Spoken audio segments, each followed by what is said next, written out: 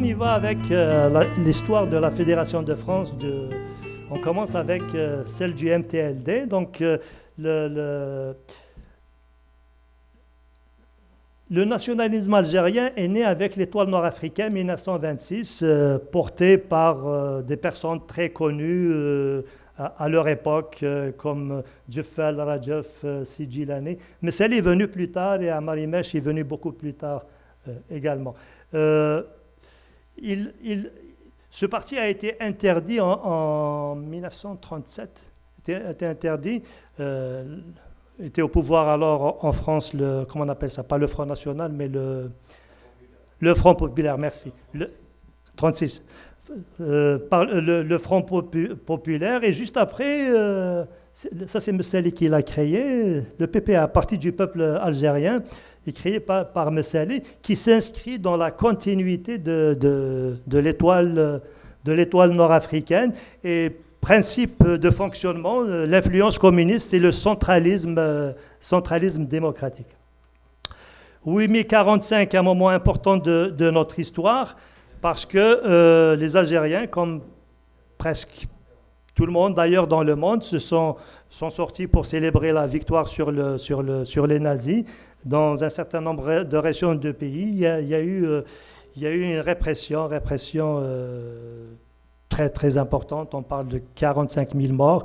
Aujourd'hui, les autorités françaises situent ces chiffres à, on va dire, beaucoup moins, 8 000, 9 000. Mais c'est clair que ça a laissé des traces indélébiles. Katib Yassine a dit dans un de ses livres, je pense que c'est Nejma, que c'est là où s'est formé le nationalisme réel, son nationalisme personnel à lui, avec les événements de 1945. MTLD, le mouvement pour la liberté démocratique, triomphe, merci. Le mouvement pour le triomphe des libertés démocratiques, de nouveau, c'est Messali El Hadj, qui est sorti de prison juste après la Deuxième Guerre mondiale, qui a créé ce parti dans la perspective des élections de l'année suivante. Donc il a participé aux élections. 1947, premier congrès, déjà les premières escarmouches, des débats houleux, surtout la critique de la direction, totalement absente. Le parti était totalement absent lors des manifestations de mai 1945. Et surtout, naissance de l'organisation spéciale, qui était déjà inscrite dans une perspective de lutte armée. Donc, et elle était cloisonnée sur la base de la technique pyramidale. Donc, un chef connaît trois, et chacun des trois recrute trois, ils ne se connaissent pas entre eux. J'y reviendrai si vous en avez besoin. 1949, première grande crise du parti, crise dite berbériste. Cette crise illustre en fait le profond malaise qui sévissait dans le parti sur la définition de la nation algérienne. L'Algérie algérienne pour le courant, on va dire, laïque, qui est arabo-musulmane pour les autres. Et ça a eu beaucoup de conséquences, puisque une frange de l'élite de l'époque s'est retrouvée exclue du parti. Je parle de Rachid Ali Yahya et de ses amis. Et pour procéder de la sorte, pour que ça ne se renouvelle pas, ça c'est un moment un peu mal connu de notre histoire. La Fédération de France du MTLD s'est retrouvée à partir d'avril 1949. On a eu un conférencier, Guinnoun, certains d'entre vous étaient là, qui est venu nous présenter la crise de 1949. Et il a situé, Guinnoun qui a travaillé beaucoup sur ça, il a situé à peu près, on va dire début mars 1949. Et en avril déjà, le parti a réagi, puisqu'il y a une délégation permanente qui est désignée. Et la délégation permanente, Harbi a beaucoup de mérite dans ça, il dit que c'est une police pour veiller à ce que la ligne du MTLD soit la ligne officielle du parti. Et c'est cette délégation permanente qui nommait les responsables presque à tous les niveaux, surtout le niveau élevé, zonal et wilaya.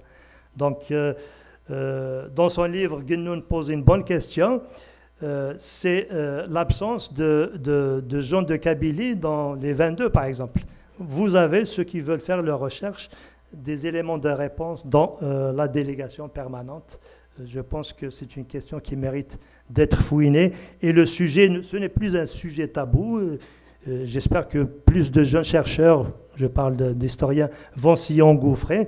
Mais je pense que la bonne piste à prospecter, c'est cette délégation permanente qui a fait que elle a fait le travail qu'elle a fait, les nominations auxquelles elle a procédé, qui ont eu des conséquences. L'OS a été démantelé et suppression du PPA qui est devenu clandestin, mais il y a une aile qui est gardée légale, MTLD.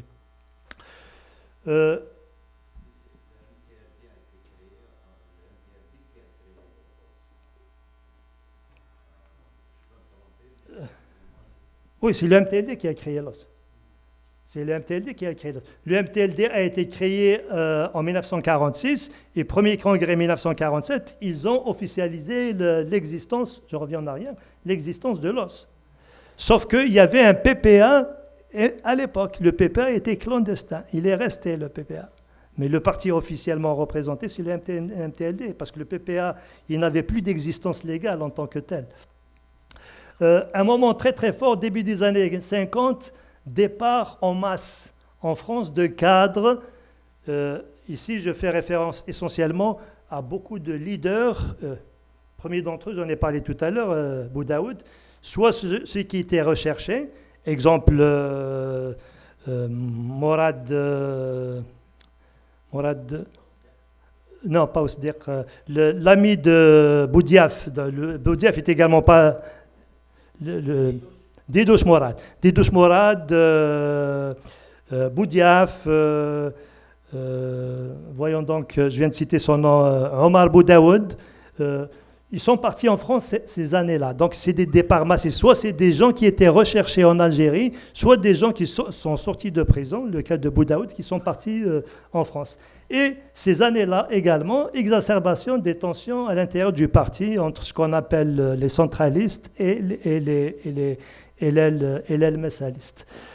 Avril 53, deuxième congrès du MTLD, c'est là où les messalistes ont été évincés du pouvoir. Et la crise est devenue ouverte la fin de la même année, 53. Si on regarde la France, les messalistes et centralistes, ils ont essayé de rallier les Kasma, mais c'était la razzia de l'aile messaliste. Quasi totale. Presque toutes les Kasma en France étaient d'obédience messaliste ces années-là. Le CRUA. Le CRUA, il y a Comité révolutionnaire pour l'unité et l'action. Il y a beaucoup de confusion sur ce CRUA-là. Il a été créé le 23 mars. Son objectif était de procéder de sorte à retrouver l'unité du parti, rallier de nouveau les centralistes avec les messalistes. Il a échoué dans sa tâche. C'est pour cela qu'il a été dissous. Ce n'est pas le CRUA qui a lancé la révolution. Si vous prenez, par exemple, je vous disais, voyons donc, Haron, dans son livre, il dit la révolution a été lancée par le CRUA. Non. Le CRUA...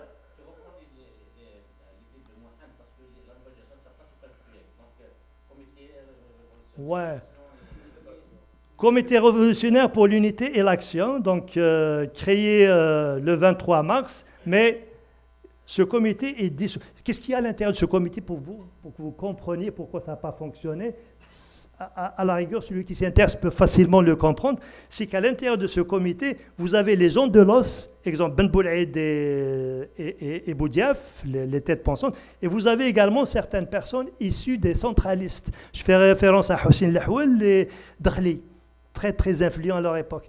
Donc les centralistes étaient comme intéressés par ce projet, alors que les messalistes étaient exclus de ce CRUA-là. Donc, quand il y a une rencontre de dernière chance quelque part, j'en parle, non, je ne la vois pas ici, il y a une rencontre de la dernière chance, Boulahia, ce n'est pas moi qui l'appelle Boulahia, mais tous les gens de l'os appellent Messali Boulahia, les a envoyés balader, dit, je ne veux pas entendre parler de vous, je ne peux fonctionner qu'avec les pleins pouvoirs. Et partant de là, le CRUA a été dissous.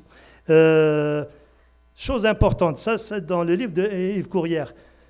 À l'époque, le renseignement français, les renseignements généraux, ne distinguent pas le PPA clandestin, le CRUA et l'organisation spéciale. Tout ce qu'ils savent, c'est que le MTLD, c'est juste là pour la vitrine, c'est un paravent. Donc, ils ont été réellement surpris par le 1er novembre.